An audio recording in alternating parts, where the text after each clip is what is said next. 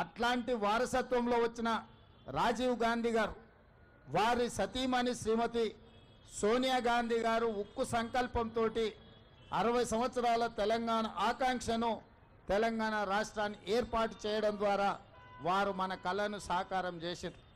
అంత గొప్ప స్ఫూర్తి ప్రదాత అయిన తెలంగాణ రాష్ట్రాన్ని ఇచ్చిన శ్రీమతి సోనియా గాంధీ గారికి భర్త, శ్రీమతి ఇందిరాగాంధీ గారికి పుత్రుడు, పండిత్ జవహర్లాల్ నెహ్రూ గారి మనమడు, ఈ దేశ ప్రధానమంత్రి రాజీవ్ గాంధీ గారి విగ్రహాన్ని సచివాలయం ముందు పెడితే కొంతమంది సన్నాసుల విగ్రహాన్ని తొలగిస్తామని ఈరోజు మాట్లాడుతున్నారు.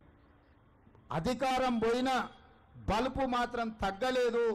నీ బలుపు అనగదీసే బాధ్యత ఇక్కడున్న మా కాంగ్రెస్ పార్టీ కార్యకర్తలు తీసుకుంటారని చెప్పి ఈ టీఆర్ఎస్ సన్నాసులకు నేను చెప్పదలుచుకున్నా.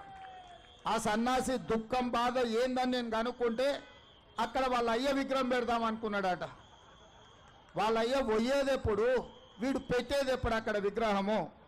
ఈ దేశానికి స్వతంత్రం తెచ్చిన కుటుంబము, ఈ దేశం కోసం 2 తరాలు ప్రాణాలు ఇచ్చిన కుటుంబము, ఈ తెలంగాణ రాష్ట్రాన్ని ఏర్పాటు చేసిన కుటుంబము సచివాలయం ముందు కోట్లాది ప్రజలకు స్ఫూర్తిగా అమరవీరుల స్తూపం పక్కన ఈ దేశం కోసం అమరుడైన శ్రీ రాజీవ్ గాంధీ గారి విగ్రహం పెట్టడం సముచితం.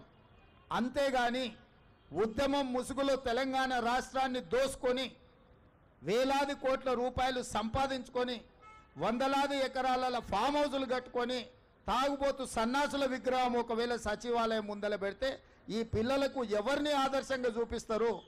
పొద్దున్నేస్తే రాత్రి వరకు తాగి ఫామ్ హౌస్లో పొర్లాడే కేసీఆర్ విగ్రహం ఉండాలన్నా అక్కడ సచివాలయం ముందల, లేకపోతే దేశం కోసం ప్రాణత్యాగం చేసిన రాజీవ్ గాంధీ విగ్రహం ఉండాలన్నా తెలంగాణ సమాజం ఆలోచన చేయాలి.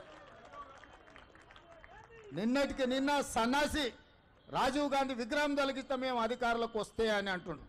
నేను ఒక్క మాట చెప్పదలుచుకున్నా. ఇక నాకు మంచి మాటలు రావు కానీ ఒక్క మాట అయితే చెప్పదలుచుకున్నా.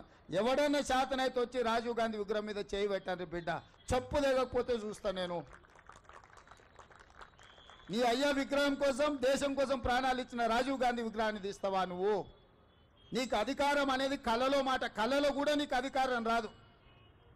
అసెంబ్లీ ఎన్నికల్లో 39 సీట్లు ఇస్తే పార్లమెంట్లో వస్తే 7 సీట్లలో డిపాజిట్ పోయింది, 15 సీట్లలో 3rd ప్లేస్లో వచ్చిన సన్నాసి నీ పార్టీ మళ్ళీ అధికారంలోకి వస్తుందా? నీవు మళ్ళీ రాజీవ్ గాంధీ విగ్రహాన్ని తీస్తా అని మాట్లాడతావా? చింతమడకకు పోతావు బిడ్డ, నువ్వు అనుకుంటున్నావు ఈ చింతపండు అవుతుంది అక్కడికి గిన వస్తే. ఆయనకి ఇప్పుడు తెలంగాణ తల్లి గుర్తొచ్చింది. ఇన్ని రోజులు గాడిదలను కాసినవా? 10 సంవత్సరాలు తెలంగాణ తల్లి విగ్రహం పెట్టాలని సన్నాసి తెలంగాణ గురించి మాట్లాడే నైతిక హక్కు నీకెక్కడదని నేను అడగదలుచుకున్నా.